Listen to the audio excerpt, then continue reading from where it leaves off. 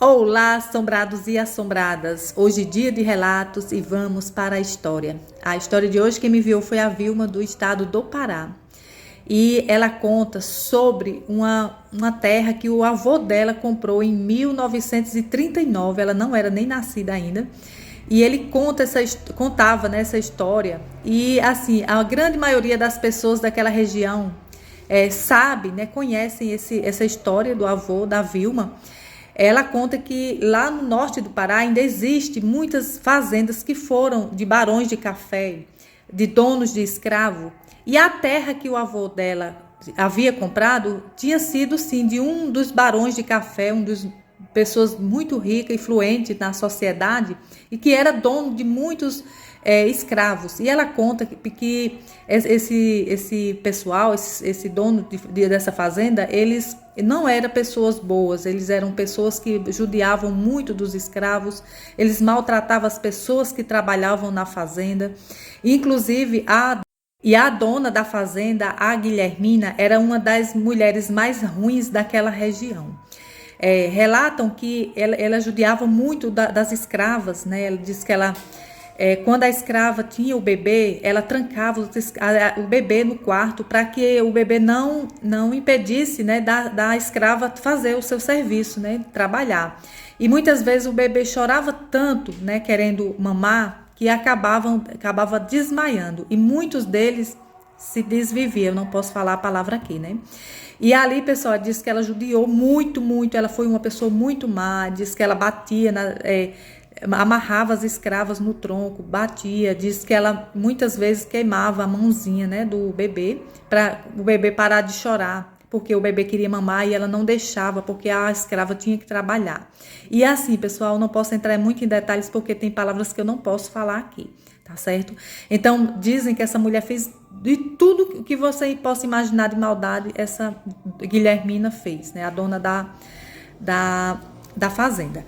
E eles faleceram e foram sepultados na fazenda, pessoal. Diz que até hoje existe lá o túmulo, tem uma capela e tem o túmulo dele e dela e de um dos filhos dela que faleceu também, bem depois. Então, pessoal, o avô dela havia comprado uma parte dessa fazenda, né, um pedação de terra. E ela conta que o avô, ele tinha vontade de morar na fazenda porque ele tinha vontade de ir para o casarão, né?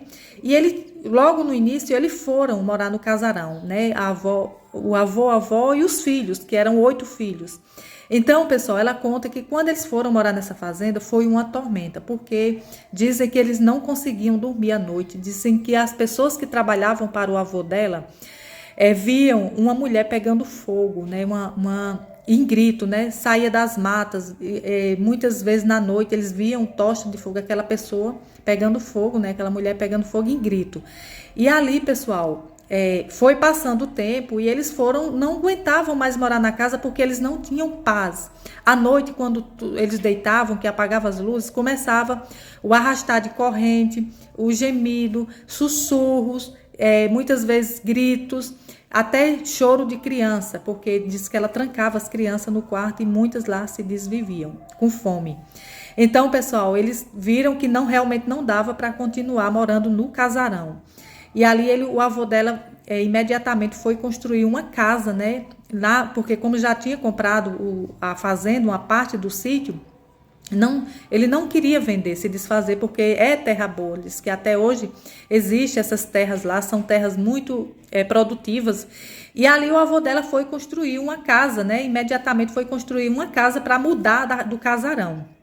Ele conta que muitas vezes os trabalhadores saíam correndo atrás de pessoas, né, escravos, gritando, pedindo socorro, e eles pensavam que realmente era um escravo, uma pessoa ali pedindo socorro. E dizem que ele se materializava de tal forma que não dava para desconfiar que seria um espírito, né, segundo, né, o avô e a avó da Vilma.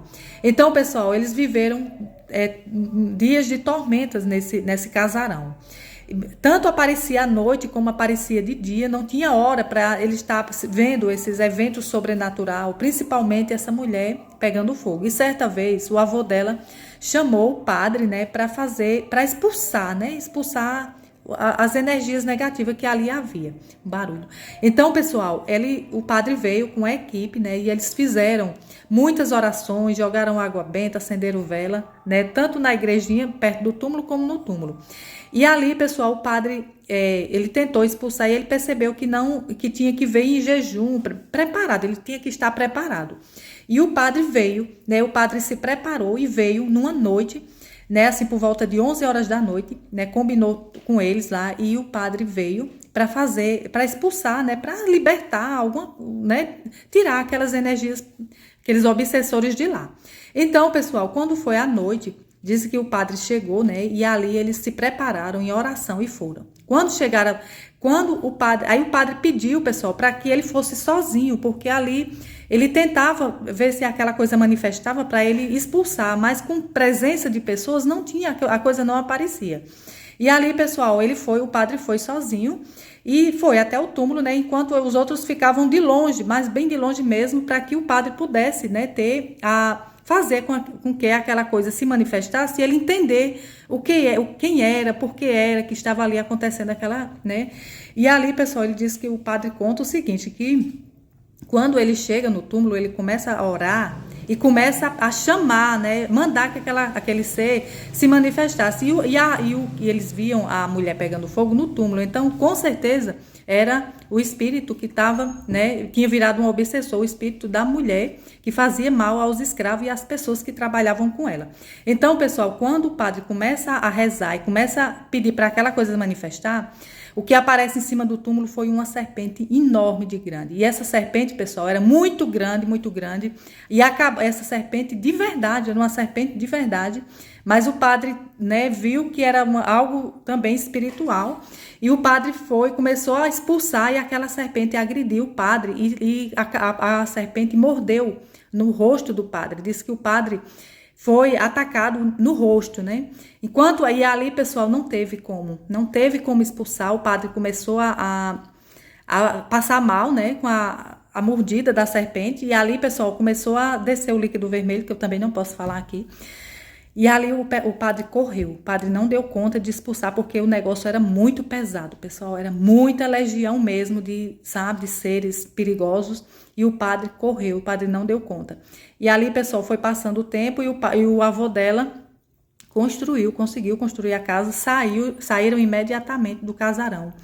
E ali, pessoal, ficou, e mesmo assim eles continuaram vendo, né? O avô dela disse que muitas vezes tinha vontade de ir no casarão pegar alguma ferramenta que ele guardava lá.